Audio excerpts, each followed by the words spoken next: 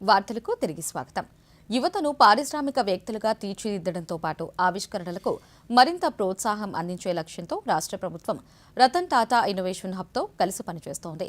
రాజధాని అమరావతితో పాటు రాష్ట్ర వ్యాప్తంగా పలు ప్రాంతాలలో ఏర్పాటు చేసిన కేంద్రాల ద్వారా యువతకు సమగ్ర శిక్షణ ఇవ్వడంతో పాటు వారిని పారిశ్రామికవేత్తలుగా తీర్చిదిద్దేందుకు ప్రభుత్వం ప్రయత్నిస్తోంది.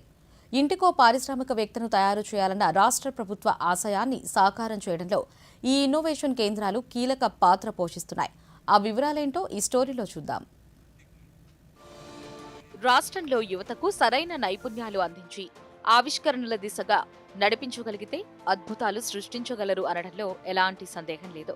ఈ ఆలోచనతోనే రాష్ట్ర ప్రభుత్వం యువతను ఆవిష్కరణల దిశగా ప్రోత్సహించడంతో పాటు పారిశ్రామికవేత్తలుగా తీర్చిదిద్దేందుకు చర్యలు చేపట్టింది. ఇందులో భాగంగానే ప్రముఖ పారిశ్రామికవేత్త దివంగత రతన్ టాటా స్ఫూర్తితో ఏర్పాటైన రతన్ టాటా ఇన్నోవేషన్ హబ్తో ప్రభుత్వం కలిసి పనిచేస్తోంది.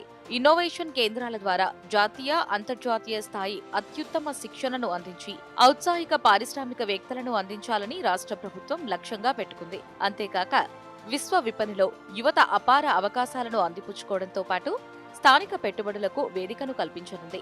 అమరావతిలోని రతన్ టాటా ఇన్నోవేషన్ హబ్కు అనుసంధానంగా విశాఖపట్నం, రాజమహేంద్రవరం, విజయవాడ, తిరుపతి, అనంతపురంలో ప్రాంతీయ కేంద్రాలను ఏర్పాటు చేశారు.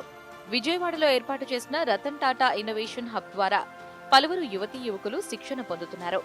విజయవాడ పరిధిలో ఆవిష్కరణలు, స్టార్టప్లు, నైపుణ్యాభివృద్ధి, ఉపాధి అవకాశాలు కల్పించే లక్ష్యంతో రతన్ టాటా ఇన్నోవేషన్ కృషి చేస్తోంది.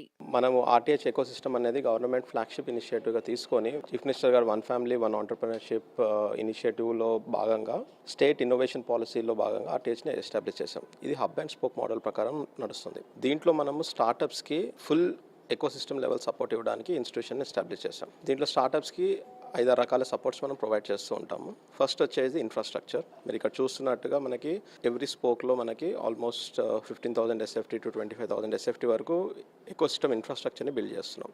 దీంట్లో ల్యాబొరేటరీస్ కానీ, కోవర్కింగ్ స్పేస్ కానీ ఉంటుంది.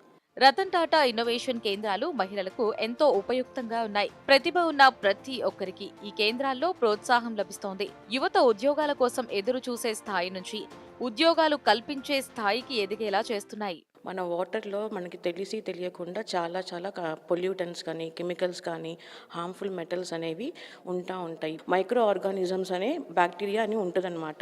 మళ్ళీ బ్యాక్టీరియా అంటే మనం భయపడాల్సిన అవసరం లేదండి. అవన్నీ ఫుడ్ గ్రేడ్ బ్యాక్టీరియానే.